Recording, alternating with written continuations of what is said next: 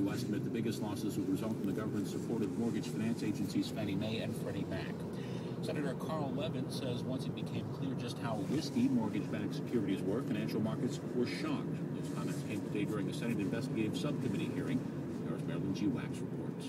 Subcommittee members say credit rating agencies such as Standard & Poor's and Moody's helped trigger the financial meltdown of 2008. Chairman Carl Levin said the agencies gave rosy ratings to risky investments because they wanted to attract more business from Wall Street.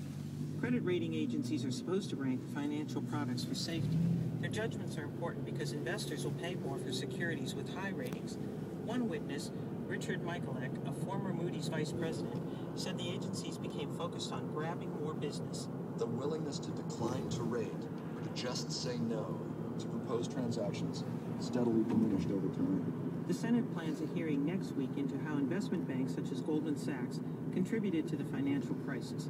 Marilyn G. Wax, NPR News, Washington. Residents in some parts of Colorado are having a soggy start to spring this year. A powerful storm today dropped snow, sleet, and rain, along with spawning an estimated half a dozen tornadoes across the eastern plains. There were no reports of major damages. The storm also closed courthouses. Snowbound I-25 south of Denver was closed for several hours today. Some positive new home sales numbers helped lift Wall Street at week's end. The Dow was up 69 points today, closing at 11,204. You're listening to NPR. This is WNYC, sunny, breezy, 66 degrees in Central Park at 6:04. Good evening, I'm Amy Eddings. The second of three alleged conspirators charged with plotting to blow themselves up on New York City subways last September has pleaded guilty in federal court in Brooklyn. Zarain Amidze told the court he conspired with former Denver airport shuttle driver Najibul Azazi and another person to wage jihad against American troops in Afghanistan. But he says al-Qaeda operatives asked them to conduct suicide bombings in New York City instead.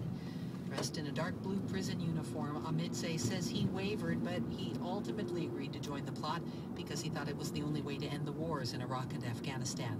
Amidze says he's now thankful that he did not do anything to harm anyone, but he feels, quote, someone else will do the same thing. He faces a maximum of life in prison. The MTA has trimmed $2 billion from its 5-year capital spending plan. A state board rejected an earlier version of the plan last year, saying it did not explain where all the money would come from. WNYC's Matthew Sherman has more.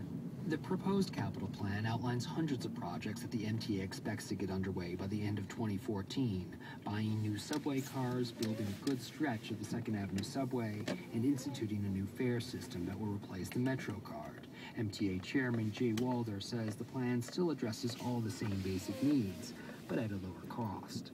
4 subway stations, for example, that were supposed to get top-to-bottom rehabs will now get partial renovations. The latest plan still leaves unanswered the question of how the MTA will find $10 billion that it needs to pay for these projects.